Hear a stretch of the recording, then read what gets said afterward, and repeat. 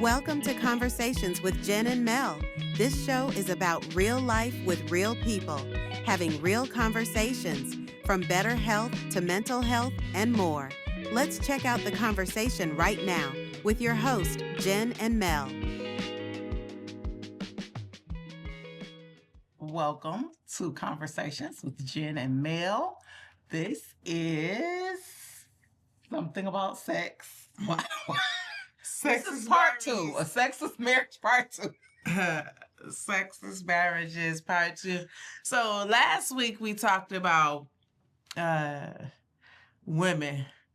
So there was this post on Facebook about a woman that was held for 6 years and The husband divorced her.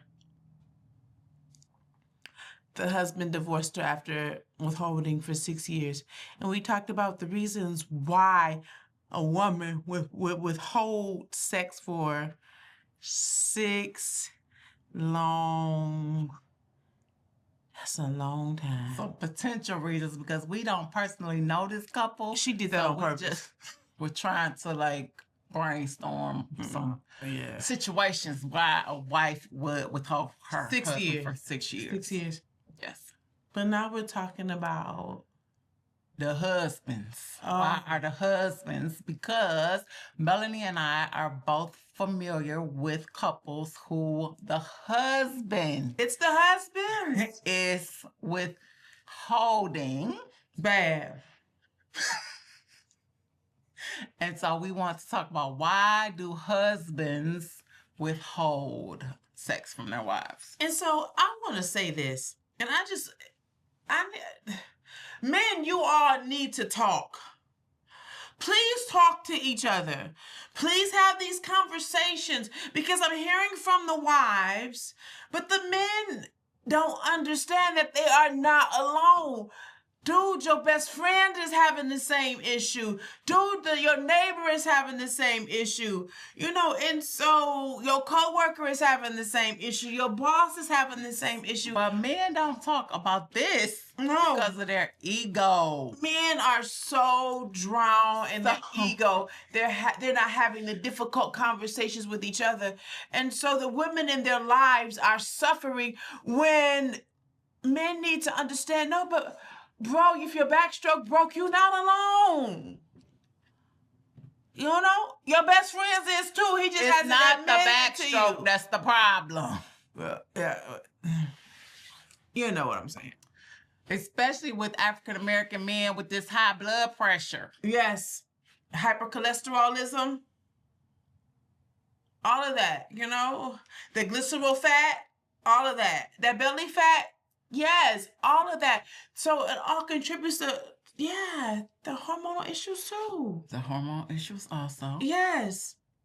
And so, you all are not alone. And especially in today's culture, our diets is contributing really bad. And so, men, you all need to have the conversation with each other about what you all are experiencing in your body, so you will understand that you're not alone, that this is a real issue, this is a real conversation, and talk to your women.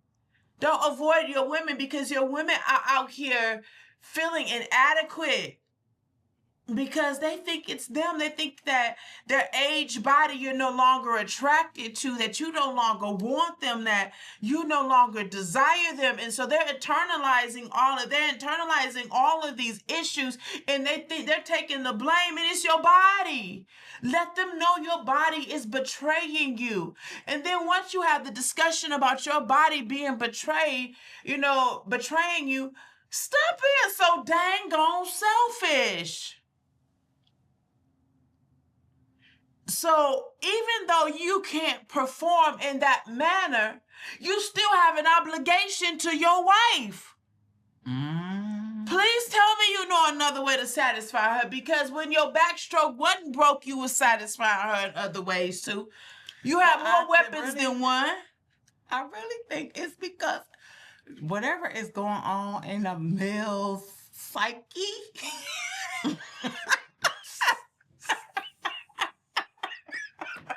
that they cannot get past their own what I want. Because I want to be able to satisfy you in this way, and it's not happening the way it used to happen, that they can't get past it. I understand that your best friend is no longer your friend. I understand that you will fell out with your best friend. Your penis has been your best friend most of your life. I mean, I understand that. I get it. It has always done what you wanted to do when you want to do it. And now that I understand, we're walking with you through the grieving process. We're there for you. I understand. Have the conversation with the women in your lives. Like, I know some women that are married to men and it just does not work. But it don't work at all, or don't work the way they want it to work. It don't work right now. It just At doesn't all. work. It It just doesn't work. But hold on. Have you seen a doctor? Exactly. And so some years, it's been years and years of complications and certain things in health matters that it's not working. But just like you get up and go to your job and you set your alarm, and you understand it's your job to pay them bills, it's your job to satisfy your wife. And not send her out there vulnerable day after day, week after week, month after month, year after year, especially if she's in the midst of wolves. So it's important that y'all get on y'all post and do your job. Whatever it takes. If you gotta buy a job, I'm saying. But it's important. And you know, I was writing a book and it's at the publisher now, and it was just the book got on my nerves. But the conversation was, let's talk about sex. Men need to understand the importance of intimacy. And so if you all understand sexual intimacy, you will understand it doesn't have to be intercourse. Mm-hmm. You can satisfy a woman with the wet of your lips and the embrace of your hands and the manipulation of your fingertips without penetrating her, if that's what you can't do. Of course, everyone wants the penetration, but if you can't offer that, there's other ways to satisfy her. But that's what I'm saying. I don't think they go, not that, because it's not all of y'all, but some men don't go that route. They're not exploring that route because of the self-centeredness of the, well then, what do I get? What do I get? Sex should not always just start when you start and end when you end. It should not be that. It's unfair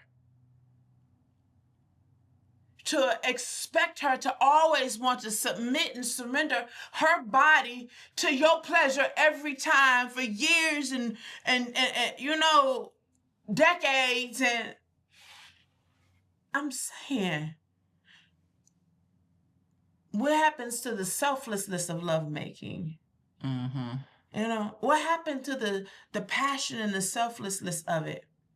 And so right now we're existing in a microwave society. We want everything so quick, but we have taken the intimacy out of intercourse and it's just become sex.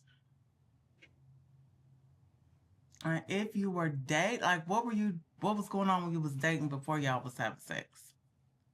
Oh, they could play then. Because they had to and they was trying to get to the end goal, or because they was interested in building that so connection? I know so many couples that have built their relationship on intercourse that when the intercourse broke, they couldn't discover intimacy. Okay, go back to hand holding, Go caressing, back to kissing. the beginning. Rub them bodies. Get you some oil out. Rub them bodies down. Rub them from the crown of your head to the soles of your feet. Rub those bodies down. You know what I'm saying? Go back to the tenderness. Go back to the gentleness. And so, man, when your bodies don't work, it doesn't always have to be just about you. That doesn't make you a good lover, because, that's some childish stuff. Like, really, intimacy is so much more powerful than that. And you all just don't understand that there is an art to it. Mm-hmm. You can be skilled at intimacy and only be a 2-minute brother. if you And can when get she it that really long. is into you and you are into her, when you step into that intimate space, sometimes, when you get too close, you still the magnetism Yes. of being in your space in that way.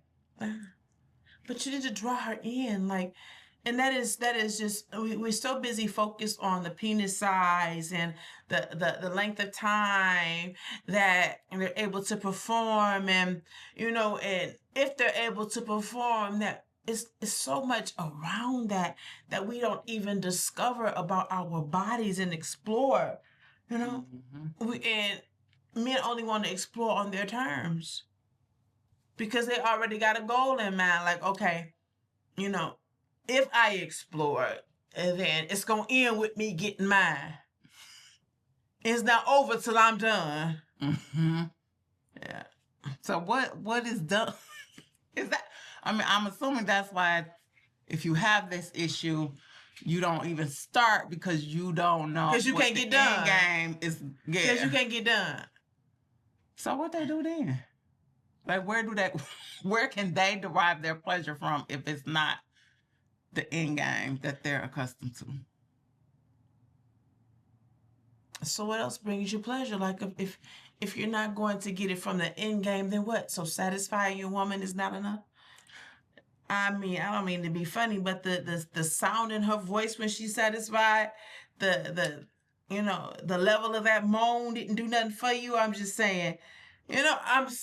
So just the idea that you satisfy her wasn't enough, because as women, we're conditioned different. So because we're conditioned to start when y'all start, and when y'all in, we have to be satisfied with the tone in your moan in order to say I did good. Mm-hmm. And be satisfied with your outcome versus ours. And so we judge our performance on your response, even though we didn't finish. And so we're just wired. Dang. Whoa. Yeah. So is that something they have to learn? Because I don't think they born like that. They need to learn it. It's got to be learned. Some men, I don't know if they was born that way, but they developed it. They already have that where they want to satisfy their woman. Yes. But if you don't have that, it don't come naturally to you. And most men, it doesn't. Okay, then you gonna have to learn, I guess. Yeah. Condition. Be reconditioned. Be reconditioned.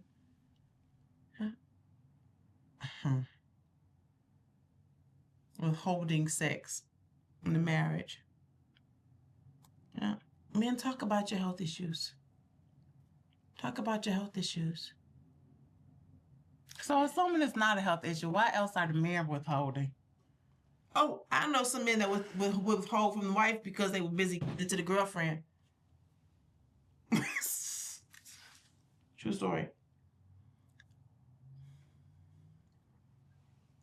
And so what happens is, yeah, caffeine on TV all day. And so what happens is they replace the wife with the girlfriend, and then they put the wife on the side. And so they give all their time, their energy to the girlfriend. Yep. A horrible place to be. And cast the wife aside time after time. So is that why women automatically assume if she ain't getting it that he must have a girlfriend or fooling around? No, because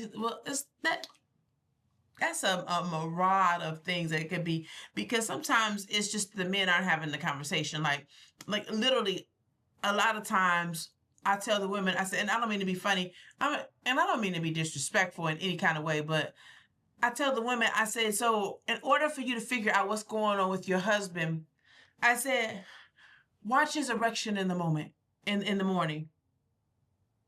In the morning when he arises, what does that look like? Because you'll understand it. In his younger years, or when he was at his testosterone levels were, in the morning he would arise with an erect penis. So you want to know where he is sexually? Watch his penis during the day. When something happens during a interaction, or you all are having sex, watch his body respond. Is his body responding? Even if it's an intense kiss, or or whatever is happening, watch the response of his body. And usually in the morning, men would arise with an erect penis when their testosterone levels are in a certain place. Yeah, and they get up and they run to the bathroom in the morning, but you'll understand that when it declines, that even if they get up and run in the morning, they still don't have an erect penis. So watch their bodies. How you want to know? Watch their bodies. You'll see. And then, I don't mean to be funny, and you'll watch him respond to his body, because he's waiting to see if his body responds too. Pay attention to what he's paying attention to. Watch him. Pay more attention. How do you know when something's going on? Pay more attention to him. Yeah. So how could she assist him in these areas? And so, one, we have to talk about diet. Mm-hmm. And so I remember having someone I knew that was dating this guy, and when she was dating this guy, he wasn't able to function, and she was a little younger. They changed his diet, got rid of some of the glycerol fat, and she married him. I mean, he lost a few pounds and found his backstroke, and she married him. But that was her complaint before then. But there's some things that they needed to do and rearrange in their lives in order to have a healthier version, which will allow him to function sexually. Well, some other things you need to do, you need to go back to some of the things that stimulate him. What stimulates him? What causes him to have an erection? Like some men need a certain touch. So they call them the erogenous zone. So what stimulates him? If I touch him here, or I touch him this way, or I touch him with that, or I touch him with this, does that stimulate him? And so figuring out what stimulates him. And sometimes nothing will. But you still, in order to do that, sometimes you just need to weigh your options. See, okay, well, let's see. Because sometimes, even though they don't have a drive, it still works. Their testosterone is low, but the backstroke ain't broke. It's just not motivated by nothing. Uh-oh. I think that's worse. What? If it's not motivated. It's no connectivity there. The sex drive just gone. Just no connectivity. It's not that the body isn't working. It's just yeah. Mm-hmm. So if it's not the health, and it's not the girlfriend, what about when his money ain't right? Oh, exhaustion. Yep, exhaustion. Or overworked. Yep. Or emotionally broken. And people don't understand that about men too, and women, that emotionally, when men are overtaxed, emotionally, I've seen grieving men not be able to perform. And the women in their lives don't understand it because they're not expressing this grief, but it's a whole conversation. Sometimes men come out of marriages and into new relationships, whatever, and they've left so much behind and lost so much behind, or whether it was the kids or whatever process they're going through, then they're still grieving. And so sometimes they have a hard time with that emotional connection because they're still trying to process the loss. So, yeah. And they haven't fully recovered from what they've gone through. Or sometimes men are without their kids. Like, I have seen kids have such an impact on a man that wants to be a father that women don't even identify, that it causes them to literally grieve. Mm-hmm. And sometimes it's prolonged. Yeah. Especially when they feel an obligation to be a parent and they're not allowed to. So, and then exhaustion, financially, like you said, financial. Oh my goodness. Financially, all they can think about is, I'm losing. Yeah. Mm-hmm. Mm-hmm. I'm going to work every day and still losing. Yeah. So what you say? I don't know. I don't know. Because my assumption was in the beginning of this conversation is that it was all physically, you know, demotivated, I guess. But if it's, I didn't consider that their emotions play a role. Yeah. Grief plays a role. Yeah. Definitely, if there's another party in the mix, that's gonna play a role. Yeah. Because they need to heal like everybody else. They internalize so much stuff, but sometimes they need to heal too. It's that unprocessed stuff. And then you know what else? The trauma from the previous relationship. Yeah. And women, we scar our men with our words so bad. I'm so sick of hearing that another woman said that his backstroke was broke. How you gonna tell him his backstroke broke? How you gonna tell him he a short man? How you gonna tell him he's a bad lover? How are you going to dishonor this man so much that you tear him down in a way that he cannot recover from? Because either he wants to go out and prove that his backstroke isn't broke, or he wants to refrain from the backstroke altogether. Like, so we have to watch what we say to them, and even the feelings of inadequacy. And so when they're not working and performing at their best, and we begin to talk ill to them, and all we do is perpetuate it, all we do is add layers and further traumatize them by saying, so now, even if they're not with us, they still got this, am I good enough? Am I big enough? You know? Okay, some of them pressures they put on themselves. What? They do. They put that pressure on themselves. Because of the stereotype. We keep talking about 6 to 8 inches, and I mean, I don't mean to be funny, but some of that sounds like a hysterectomy. I'm saying these girls. Okay, I don't know where they get that from. I don't. Who told you that? Yeah, that sounds like deformity. I mean, I thought 6 to 8 was average, but when you go I'm about 8 inches. 8 inches of what up in me? above that, I don't know who told you that that was ideal, and that is what you're using to measure if you are good or not. Yes. Yeah. And just imagine a man that, a man that's over a certain age, and he gets to a place where, talking about men withholding, and so he gets to a place where even though it works, it's half the size that it was before. You know, because men reach a certain age, and even though they can have a full erection, but the amount of the erection is not the same. Like that, like literally the penis will shrink in half. And so now he's understanding that what he had before, it pales in comparison to what he has now. Leave them young girls alone. When you get to be a certain age, you need to leave them young girls alone. Huh?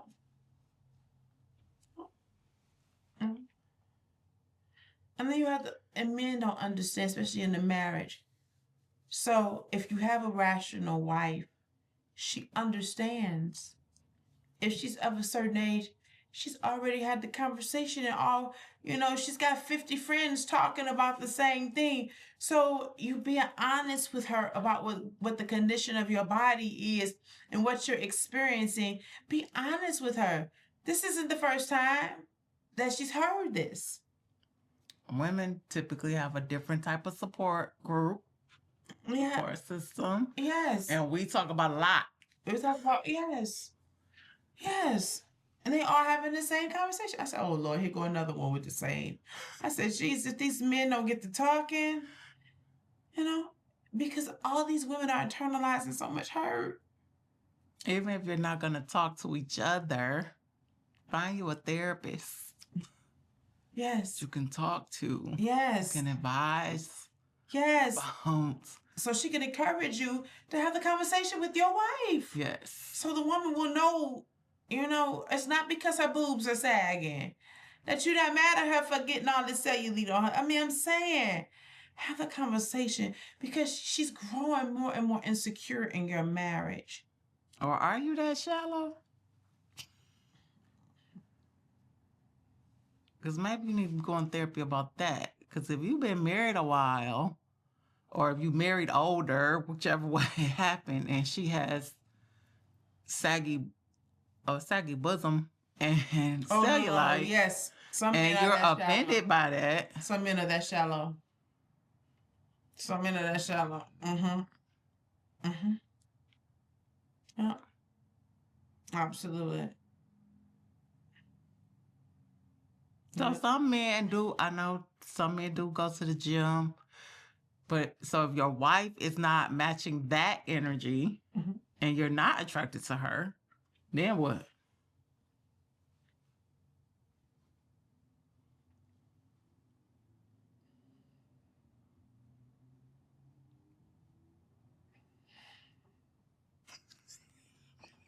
For the first time ever, Melanie is speechless. Because my ex-husband hid me, so I don't know. He hid you. Here we go. And he hid me. He told folks he couldn't be married. He couldn't put no pictures of me up the way I look. Because he was into fitness. And he's still looking for my pictures. Like, please, baby, send me a picture. Come on home. Home, I'm home.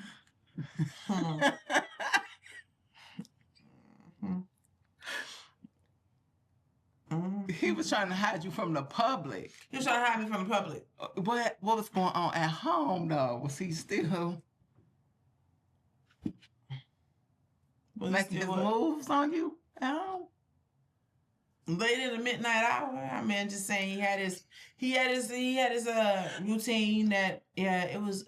So I'm talking about the men who really are not attracted to their wives and do not want to be physical with them anymore. Oh no! Hold on. Men can put a paper bag on your head and still be physical with you and it work.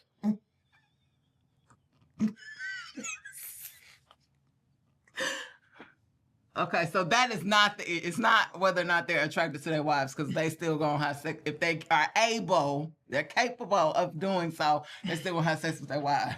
For the most part, especially if she can put in the work a little bit.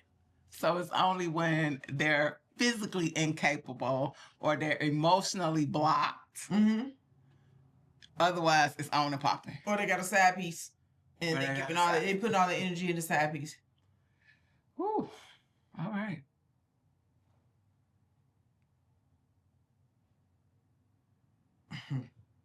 That's what I said. I was so hurt. It was years ago. I remember having an acquaintance, and then we were really close. And I remember her husband used to cheat on her so bad, and every time he got a girlfriend, and he's had plenty of them, he would position the wife to be in the side piece. And all his energy, all his money, all his time, all his effort would go into the wife. Would go back to the child, into the side piece, and the wife would be neglected over and over again. Oh, it was just destroying her emotionally. And I was so hurt by her being hurt, because I was just wondering, why are you doing this? Why are you still allowing yourself to be treated like that?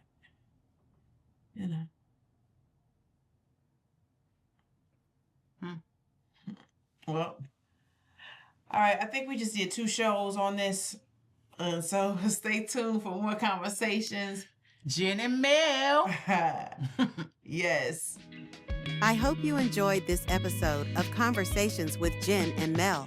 Please join us every Monday at 8 p.m. for new episodes on Facebook, YouTube, Rick.tv, and the Rick TV app by way of Apple TV, Fire TV, and Roku. Don't forget to like, subscribe, and share. Join us again next time on Conversations with Jen and Mel.